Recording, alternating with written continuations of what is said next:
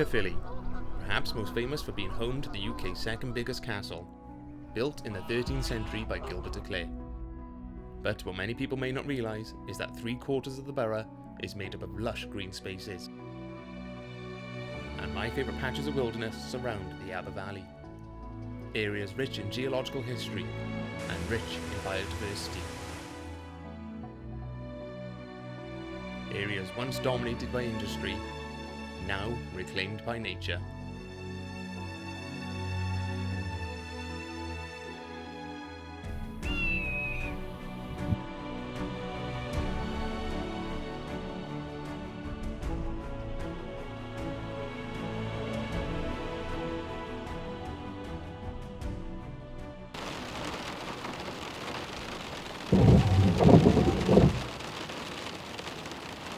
"2020 was a year for us all to get to know our local areas a little bit better and to love where we live just that little bit more. Even on days like today, I often found myself walking around Senghenydd just to escape the absolute mundanity that was lockdown. And despite growing up in the area, I've been amazed at the natural history and wildlife that I never knew existed right here on my doorstep. So I've decided to go on a journey of discovery to see what really lies beyond the valley. First stop, the Aber Valley cycle track. The popular walking route was constructed on the old Senghenydd to Caerphilly train line. Passing through the village of Aber Valley, translated from Welsh to the mouth of the Three Waters, the rivers follow the cycle track to Penrhyol in Caerphilly. 300 to 360 million years ago, during the Carboniferous era, the area was submerged in warm, shallow tropical waters, with evidence of its prehistoric past being found by a local child in 2018.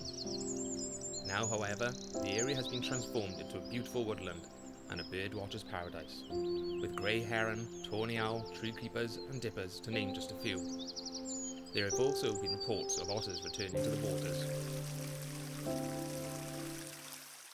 During recent snowfall, the area was transformed into an amazing winter wonderland.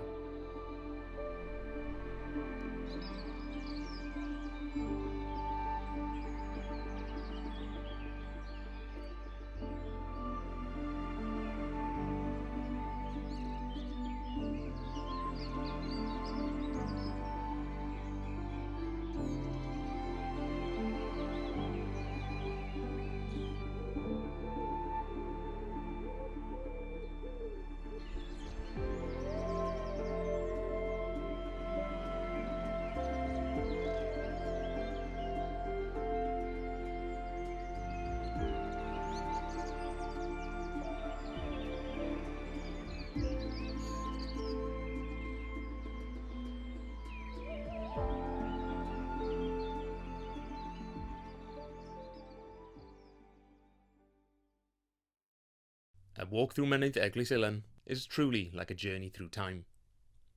Following the old Roman roads, you'll come across these mounds and ditches, which actually form Senghenydd Dyke, a 12-kilometre boundary of an ancient deer park that was once here in the 13th century. Signs of agriculture from times gone by, and looking forward to the future with renewable energy. With views spanning as far as Penrhyol and the Brecon Beacons, the area is home to a huge variety of birds.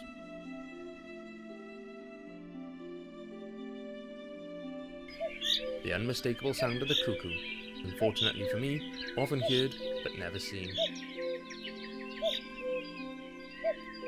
Common gulls can be seen taking advantage of the sudden abundance of insects, stirred up to the ground by agricultural machinery. Gorse, which is in abundance on the common, provides the perfect habitat for birds like the European stonechat.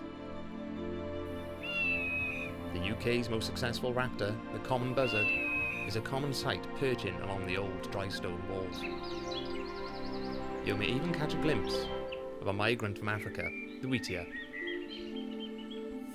and more recently, the red kite. During the autumn and winter months, the golden plover calls Senghenydd its home. Despite spending many hours searching for this elusive bird, it has always eluded me. But local birder Graham Williams had a bit more luck than me, and sent me this amazing footage of a flock of around 150 golden plover. To the east of Caerphilly Common lies the former site of Llanbradach Colliery, which closed in 1969.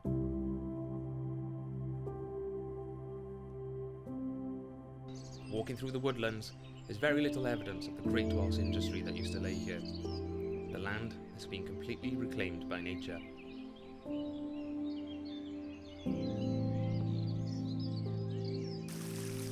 The quarry surrounding the pond is of paleobotanical importance, as per-mineralised plant remains can be found there.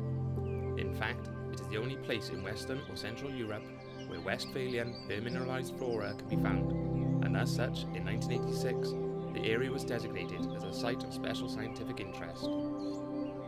The area is also rich in bird life, and to find out more, I went to speak with Neville Davis, author and nature guide, who's written a book about birds of the Caerphilly Basin and knows this area incredibly well. It's quite rich, quite varied. You've got your common species here, such as your chaffinches, bullfinches, goldfinches, blackbirds, song thrushes, etc. But there's also some other very good species you get in the area. As it's a valuable water source as well, you'll get birds here like the grey wagtail, occasionally the pied wagtail. There's plenty of frogs spawning here, so when the tadpoles emerge, you'll get things like the grey heron coming down to take advantage of that. Jays in the surrounding area as well. As you can probably hear, there's the odd raven calling and crows, plenty about. It's also a good area for crossbills as well, because we've got forestry plantation either side and there's Norway spruce and some European larch left. You do get the common crossbills feeding as well, because they like to get the seeds from the pine cones. I wouldn't be surprised if the crossbills come down here to drink on occasion, because they do get very thirsty. But at this time of year now, anytime literally, we will start to hear the warblers coming into this area. Chiffchaffs, followed by the willow warblers and then the wood warblers. Those are three species we call the leaf warblers, because they love this sort of birch, scrub and ash sort of habitat. This is ideal for them. And you do get them coming in. They will breed in the area as well. And all in all, it's just a very good little spot for birds. You get your goldcrest, your tree creepers, your nuthatch. There's a really good mix of birds to be had here. There has been a yellow-browed warbler that's been seen here several years ago, sadly not by myself, but it just goes to show habitat as rich as this and as varied, what may be about. There is no secret that there are peregrines in the area, and they absolutely love these high sort of sandstone cliff faces. These are ideal for them, for breeding as well. And the ravens also breed up around here on a few occasions. Jackdaws roost here at night. You do get the odd wood pigeons coming through, taking a bit of a chance with the peregrines. And you do get sparrowhawk, and occasionally goshawk has been seen over the area as well. So it really is a rich and varied bird life here.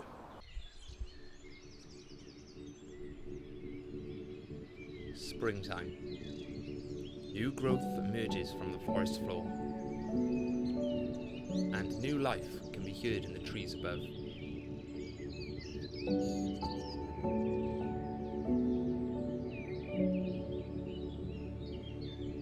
At the quarry pond, the prehistoric boulders come alive again, as hundreds of young frogs at various stages of their life cycle can be seen climbing these boulders in search of food or shelter.